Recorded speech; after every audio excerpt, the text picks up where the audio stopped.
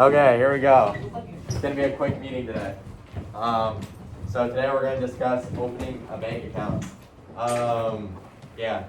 So okay, let's go with the hypothetical. You got your LinkedIn, you made your connections, right?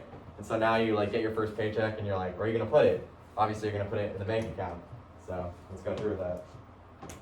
Okay, the actual opening it up is pretty easy. All you gotta do is locate a bank.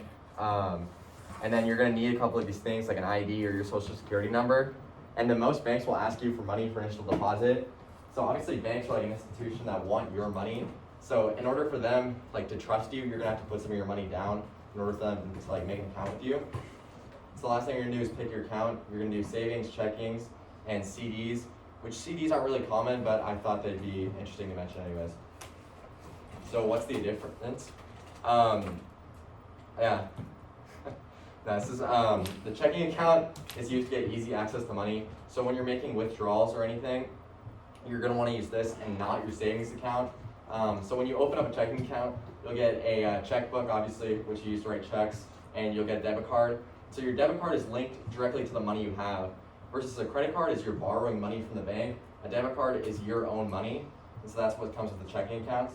So you use it for transactions and payments. But you get more fees because you're taking out more money. The savings account is the one that just accrues interest over time. So you don't want to touch the money in there, you just want to let it grow. You got to make sure it's FDIC insured, because if not, the bank, if it collapses, all your money is gone and they have nothing to do about it. So that's a big thing right there.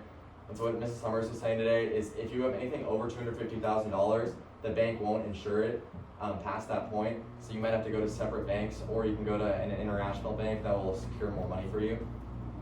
The last thing is the CD, certificate of deposit. This is just, think of this as like an investment basically. You put your money away for an agreed amount of time, and then at a certain interest rate, and you'll get it back, but you can't touch it when it's in there.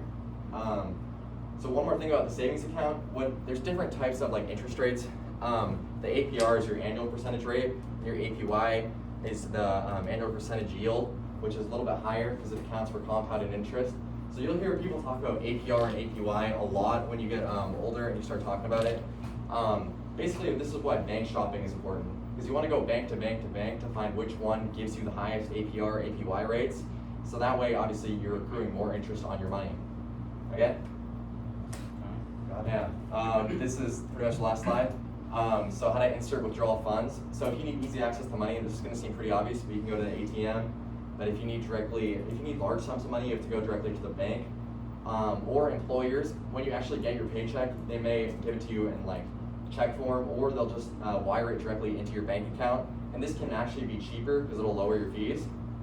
So I'll just go back to this one more time, just as a final recap. When you're opening a bank account, you're going to want a checking account and a savings account. Checking account for easy access to your money, and a savings account so that it accrues interest. Think this is like a rainy day fund, so you want to put your money there so that way you know it's not going to go away. And say you lose your job and everything else is going wrong in your life, you want to have money in that savings account just as a backup. And that's it. Yeah.